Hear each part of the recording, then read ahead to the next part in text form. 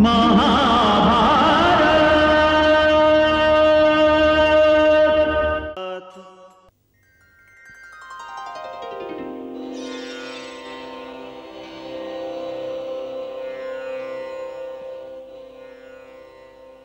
आ गया था श्री।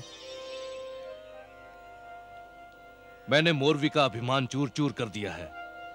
उसे बुद्धि और बल दोनों में हराकर आपकी आज्ञा का पालन भी किया और उसका सिर अपने पैरों में भी झुका दिया। बधाई हो वत्स, बहुत बहुत बधाई हो। हमें विश्वास था कि तुम अवश्य सफल होकर लौटोगे। वत्स, अभिमान मानव प्रवृत्ति का विकार है। सूर्य का दोष उसका ग्रहण है और मानव का दोष अभिमान। उसे तो टूटना ही चाहिए।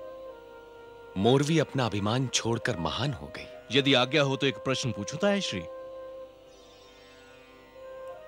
आज्ञा पराये मांगते हैं वत्स, तुम तो मेरे अपने हो।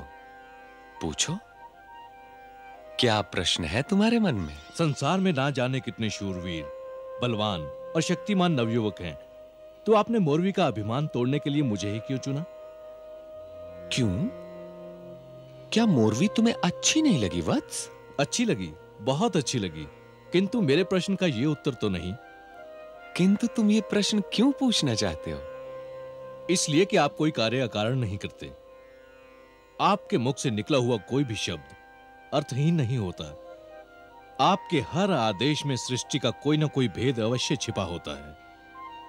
मैं आपके उस आदेश के भेद को जानने के लिए उत्सुक हूं।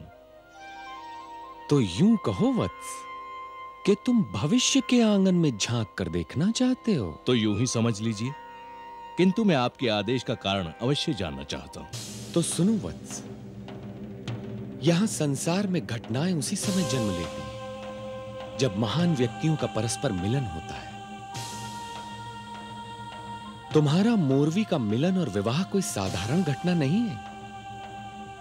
तुम महाबली भीम और मायावनी भाभी श्री हिडिंबा के पुत्र हो और मोरवी स्वयं मायावनी है। तुम्हारा यह संबंध भविष्य में ऐसी घटनाओं को जन्म देगा जो तुम दोनों की महानता में और भी वृद्धि करेंगे।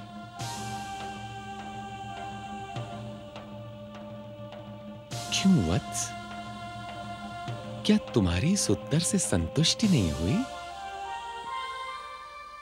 मैं धन्य हो गया। तो चलो वत्स, इंद्रप्रस्थ चलते हैं। तुम्हारा विवाह वहीं संपन्न होगा। यदि आज्ञा हो तो मैं माताश्री के पास हो आऊं? अवश्य जाओ वत्स। विवाह से पहले माता का आशीर्वाद लेना यूं भी तुम्हारा परम धर्म है। मैं केवल आशीर्वाद लेने नहीं जा रहा हूं। मेरे विवाह में उनकी उपस्थिति अनिवार्य है। मैं उन्हें अपने साथ इंद्रप्रस्थ लाने जा रहा हूं।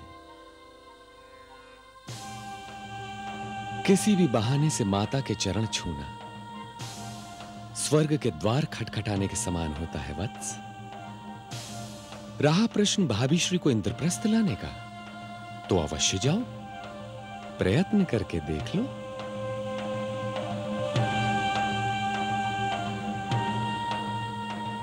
आयुष्मान भव।